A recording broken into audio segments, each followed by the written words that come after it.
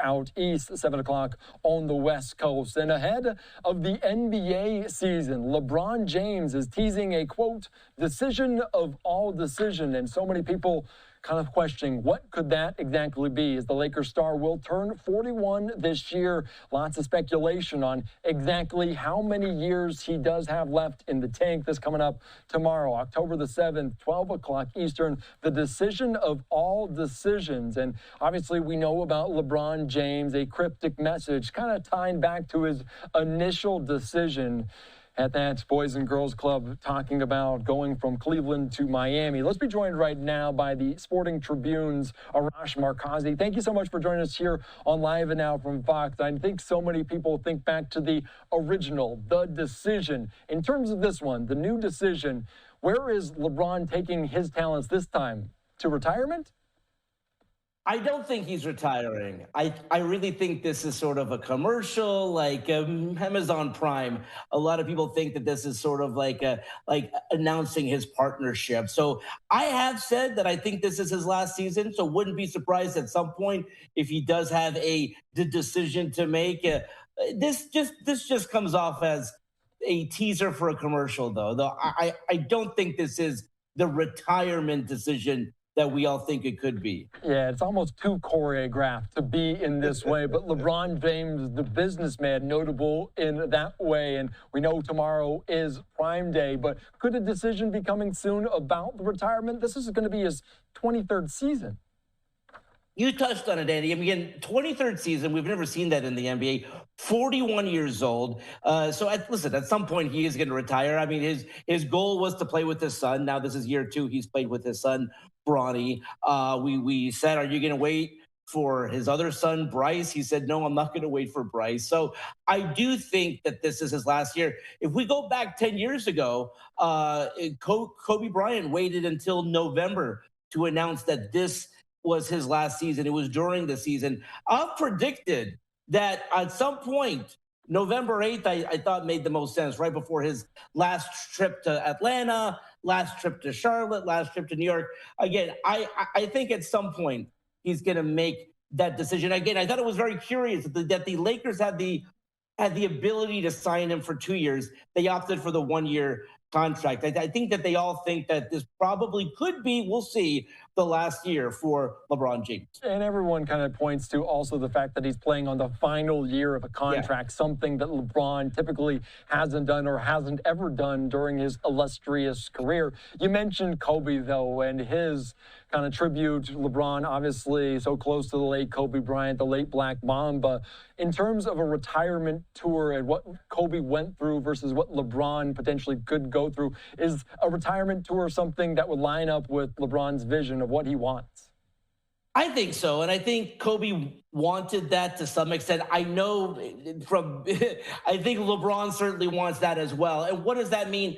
You know, his last game in Cleveland, he wants that to be celebrated. His last game in New York, last game in Miami. I mean, I think these are moments that LeBron wants to be sent off properly. I do not believe LeBron's going to retire in the summer, in the offseason with a press release. I do believe at some point, again, he has not announced it. I don't believe it'll be tomorrow during Prime Day, but I do think he wants fans in every city to give him one final send-off. And Andy, he's really done everything he can do. He's the league's all-time leading scorer. You go down the list of all his accomplishments. Would he love one more title? Of course, but you can't really control that. So right down to playing with the son, to being the league's all-time scorer, championships, there is nothing more for him to prove at this point. Yeah, so much in that list. The to-dos are completely ultimately checked off. Obviously, we'd like to add a few more points, a few more buckets, even another title to that one, but you can argue with what he does is the greatest of all time. Let's talk about this season, though, because we have that video media day, LeBron there with Luka. We talk about that seismic trade last year to get him in terms of that with the franchise. What are the expectations for the Lakers? Do they feel like they have a team that can compete for a title? They truly believe that they are a championship contending team this year. I think most outside of the team view them as a playoff team, maybe not yet as a championship contending team, but they were a top four team a year ago without Luka for the entire season. Again, Luka comes in mid-season, he's adjusting to that. So this is Luka Doncic's first full off-season training camp. Luka dropped a lot of weight. He's in great shape right now. They do have what I believe, and I'm not going out on a limb here, two of the top 10 players in the world. And when you have that, you are a championship contender.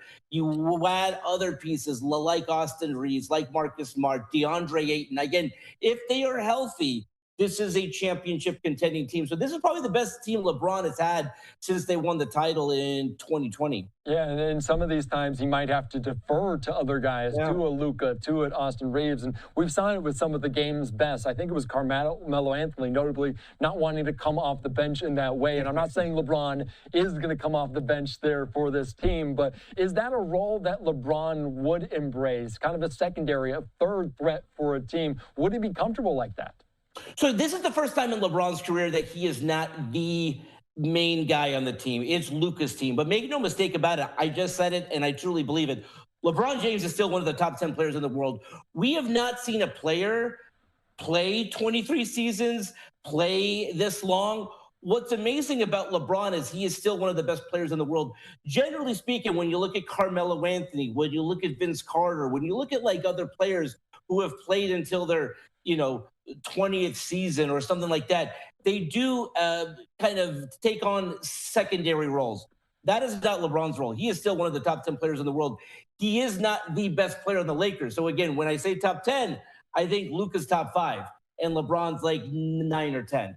So again, he will start unless something happens where his skill set's not where it has been. But Andy, that is the most amazing thing about him.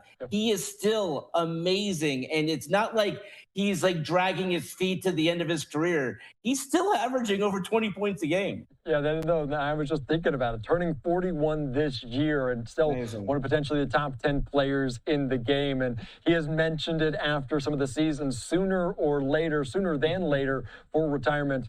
Not sure if tomorrow is the day, but we'll soon find out the decision of all decisions. Arash, thank you so much. I appreciate your time here on Live Now. My pleasure. Thanks for having me. All right, the great conversation there as always, as it is kind of transitioning into that time of year. The decision so notable for LeBron as he sat across from Jim Gray, making that announcement that he was heading to Miami not to win 1, 2, 3, all these kind of championships. He certainly added to his legacy in a big way. Tomorrow coming up, we're expecting the decision of all decisions there at 12 o'clock Eastern. We'll see exactly what it is, if it is a business partnership or a retirement announcement. We'll see. I'm Andy Mack. We're back.